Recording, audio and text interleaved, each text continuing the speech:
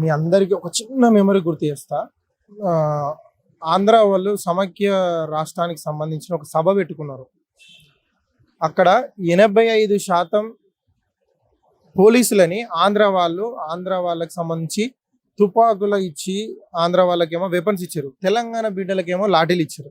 ఆ సందర్భంలో వాళ్ళు మాట్లాడే మాటలకి శ్రీనివాస్ గౌడ్ అని అప్పుడు కానిస్టేబుల్, ప్రస్తుతం ఎస్ఐ అనుకుంటా. ఆ అన్న 50,000 నుంచి 1,00,000 మంది ఉన్న సమైక్యాంధ్రుల సభలో 85% మంది పోలీసులు సమైక్యాంధ్రులే. ఐజీలు, డిఎస్పీలు అందరూ ఉన్నతాధికారులు కూడా సమైక్యాంధ్రకు సంబంధించిన వాళ్ళు, నినాదంతో ఉన్న అధికారులు. అలాంటి సందర్భంలో తెలంగాణ బిడ్డ ధైర్యంగా తెలంగాణ రాష్ట్రం కోసం ప్రజలు ఏ విధంగా గోసపడతాలని, జై తెలంగాణ అని ఇంత ఇబ్బంది అవుతుందని చెప్పిన ఘటనలు ఉన్నాయి. ప్రాణాలకు మించిన త్యాగం ఏది ఉండదు ఈ ప్రపంచ చరిత్రలో. తెలంగాణ ఉద్యమంలో కొన్ని వందలాది వేలాది మంది విద్యార్థులు, ఉద్యోగులు ప్రాణత్యాగం చేసింది.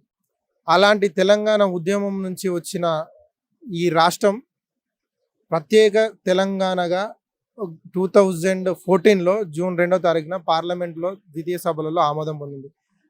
ఆ రోజు సమైక్యాంధ్ర వాదులు ఏ రకంగా ప్రెజర్ పెట్టారు అనేది ప్రతి ఒక్కరు తెలంగాణ రాష్ట్ర పౌరులందరూ తెలుసు. ఇప్పుడు ప్రస్తుతం ఉన్న సీఎం రేవంత్ రెడ్డి ఉద్యమకారులపైకి AK-47 ఒక వెపన్ పట్టుకొని వచ్చిండు. జై తెలంగాణ అంటే చంపేస్తాను. అలాంటి వ్యక్తి ఈరోజు తెలంగాణ రాష్ట్రంలో బ్రోకర్ మాటలు, 420 హామీలు, ఉచిత హామీలు, అసలు సాధ్యంగాని నెరవేర్చలేని హామీలు ఇచ్చి అడ్డగోలుగా తెలంగాణ రాష్ట్ర ప్రజలను మోసం చేసిన వ్యక్తి ఎవరైతే ఉన్నారో ఇప్పుడు ప్రజెంట్ సీఎం రేవంత్ రెడ్డి. అలాంటి ఒక 420 ఓటుకు నోటు దొంగ